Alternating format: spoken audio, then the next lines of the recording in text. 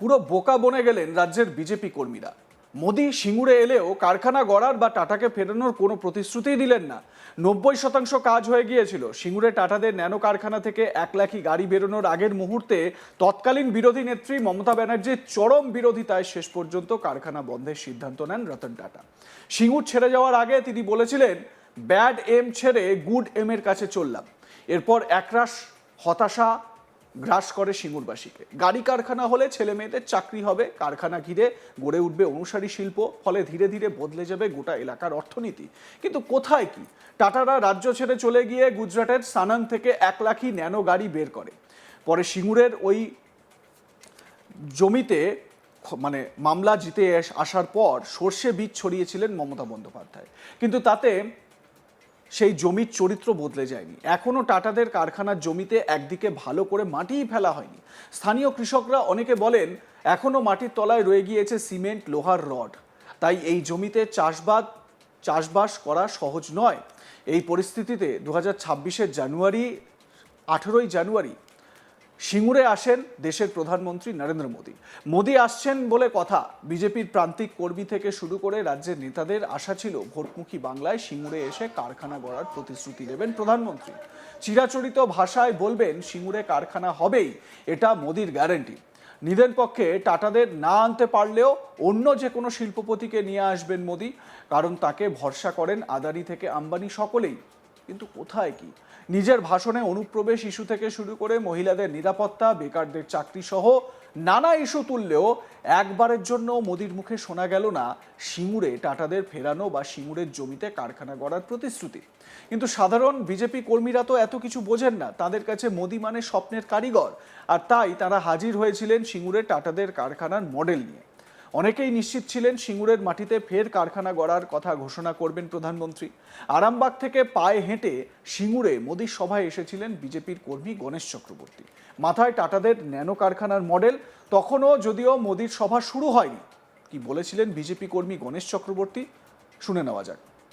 একেবারে মাথার উপরে দেখা যাচ্ছে যে টাটার কারখানা, সেই সিঙ্গুরের মাটিতে আজকে যখন সভা করতে আসছেন প্রধানমন্ত্রী নরেন্দ্র মোদী, সেখানে টাটার কারখানা একেবারে কার্যত মাথায় তুলে নিয়ে আসছেন একজন সমর্থক। একটু কথা বলবো, কি নাম আপনার? আমি গণেশ চক্রবর্তী, বিজেপি আরামবাগ সাংগঠনিক জেলার সহসভাপতি। আপনি একেবারে দেখছিলাম টাটা কারখানা চাই বলে একবারে গাড়ি টাড়ি নিয়ে এভাবে এসেছিলেন, এটা কি? আমরা তো অনেক আশা করেছিলাম। 2011 সালে যখন মমতা ব্যানার্জি এলেন, আমরা ভেবেছিলাম বেকার সমস্যার সমাধান হবে, কিন্তু উনি আমাদের কোনো দিশা দেখাতে পাচ্ছেন না। উনি কি বলছেন যে মুড়ি, চপ মুড়ি খাও, ঘুগনি মুড়ি বিক্রি করো, ডিম বিক্রি করো, তাহলে তোমরা কোটিপতি হয়ে যাবে। এই কারণে বেকার সমস্যা, বেকার ছেলেদেরকে নিয়ে উনি ছেলে খেলা করছেন। আজকে বেকারদের নিয়ে কি করছেন? যারা যোগ্য তারা রাস্তায় পড়ে আছে। তাই আজকে বেকার সমস্যা সমাধানের জন্য আমরা টাটা কারখানা চাই সিঙ্গুরে, এবং টাটার কারখানা হলে অনেক ভারী শিল্প পশ্চিমবঙ্গে আসবে, এবং এটা একমাত্র মোদিজি পারে। তাই মোদিজির কাছে আমরা এই আবেদন নিতে এসেছি। আজকে কি আশা রাখছেন মোদিজি কি বলবেন? অবশ্যই আমরা মনে করি মোদিজি এই আমাদের আশা ফেরাবেন না, এবং আমাদের টাটার কারখানা অবশ্যই সিঙ্গুরে হবে। আপনারা কি আরামবাগ থেকে এইভাবে আসছেন? আমরা হেঁটে হেঁটে আসছি। আরামবাগ থেকে হেঁটে হেঁটে আসছি আমরা। মাথায় টাটার কারখানা? হ্যাঁ, কারণ মোদিজি আমাদের কাছে ভগবান। তাই ভগবানের কাছে আসতে গেলে পায়ে হেঁটে আসতে হবে। রবিবার সিঙ্গুরে এসেছিলেন বিজেপি নেতা নারায়ণ চ্যাটার্জি। তার হাতে ধরা ছিল প্ল্যাকার্ড, তাতে 2026-এ মমতার পতন লেখা ছিল। তিনি বললেন, নিজের মেয়ের মতো মমতাকে দেখতেন অটল বিহারী বাজপেয়ী। মমতাকে বিশ্বাস করে ভুল করেছিল বিজেপি। মমতার পতন হচ্ছেই, পতন শুরু হয়ে গিয়েছে।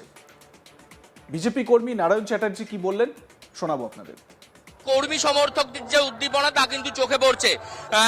কেউ মাথায় টাটার কারখানা নিয়ে আসছেন, তো কোথাও এসছে আবার আরেক কাট আউট, যেখানে দেখা যাচ্ছে এই কাট আউটের ন্যানোর ছবি রয়েছে, এবং পুরাতন যে টাটার কারখানা, সেই টাটার কারখানা রয়েছে। নরেন্দ্র মোদীর প্রতীকী একটি মূর্তি রয়েছে, এবং সেখানে লেখা রয়েছে সিঙ্গুরের উত্থান, সিঙ্গুরেই পতন, 2026 চিচিং ফাঁক, তৃণমূল কংগ্রেস বিদায় যাক। একটু কথা বলবো যিনি আসছেন। আপনি কোথা থেকে আসছেন এবং কেন এইরকম প্রতীকী নিয়ে এসছেন? রাজ্য বিজেপি কার্যালয় থেকে এসেছি। এইরকম একটি প্রতীকী নিয়ে আসার কারণ কি? মোদিজিকে দেখে অপ্লুত হয়ে যাবেন। মোদিজি ছাড়া পৃথিবীতে আর কোনো নেতা নেই তো, পৃথিবীর 1 নম্বর নেতা মোদিজি। সিঙ্গুরবাসী কাঁদছে, 2006 থেকে এই ঝামেলা, সিপিএম আর তৃণমূলের চক্রান্তে বলির শিকার হয়েছে সিঙ্গুরবাসী। কেন হয়েছে এর জবাব মমতা বন্দ্যোপাধ্যায় দিতে হবে। আর জবাব দেওয়ার জায়গা নেই, আর করতেও হবে না, আপনি বিদায় নিন। বলছেন 26-এ চিচিং ফাঁক, তৃণমূল বিদায় যাক। সিঙ্গুর কতটা প্রাসঙ্গিক সেই প্রসঙ্গে? মমতা বন্দ্যোপাধ্যায় তো এখান থেকে উত্থান, এটাই কি তার পতনের ঘন্টা বাজাবে বলছেন? পতনের ঘন্টা বেজে গেছে, উনি বুঝে গেছেন। তবে স্যাল নিয়ে কেউ চেল্লায়? এসআইআর নিয়ে ভারতবর্ষে কোন নেতা চিল্লিয়েছে? একটা নেতার নাম বলুন। মমতা বন্দ্যোপাধ্যায়। কেন চেল্লাচ্ছে? রিগিং সন্ত্রাস করতে পারবো না, কারচুপি হবে না, ভোটে রিগিং হবে না, জিতবো কি করে?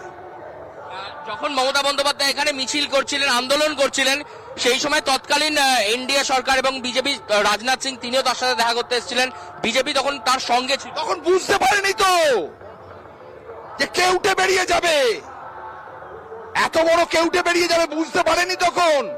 অটল বিহারী বাজপেয়ী নিজের মেয়ে বলে আখ্যা দিয়েছিল, ধূলিসাৎ করে দিল তার স্বপ্ন। চাকরি নেই, শিল্প নেই, শিক্ষা নেই, স্বাস্থ্য নেই। ন্যানো কোথায় হলো আজকে? গুজরাটে। লাভবান কে হলো? গুজরাট। আর সিঙ্গুরবাসী অঝরে কাঁদছে, না শিল্প হলো না কৃষি হলো। আজ কি আশা রাখছেন প্রধানমন্ত্রী এখান থেকে 130 কোটি টাকার একেবারে তিনি একটা আশা নয়, ভরসা নয়, স্বপ্ন নয়, হচ্ছে, হবে। গোটা গায়ে গেরুয়া রং করে এসেছিলেন কেউ কেউ, তাতে লেখা সিঙ্গুরে কারখানা চাই। কিন্তু সব আয়োজনেই জল ঢেলে দিয়ে গেলেন প্রধানমন্ত্রী। অন্তত সিঙ্গুরে নতুন করে কোনো কারখানার ঘোষণা না হওয়ায় এমনটাই বলছেন নাম প্রকাশে অনিচ্ছুক অনেক দলীয় কর্মী। তারা বেশ ভালোই বুঝতে পারছেন ভোটের মুখে একটা ভালো ইস্যুকে হাতছাড়া করে ফেললেন। শুধুমাত্র প্রধানমন্ত্রীর একটিবার সিঙ্গুরে টাটা কারখানা তৈরি বা অন্য যে কোনো কারখানা তৈরি করার একটা কথা যদি তিনি বলতেন, যদি বুক ঠুকে বলতেন মোদি কি গ্যারান্টি, তাহলেই কিন্তু ব্যাপারটা অনেকটা পাল্টে যেত।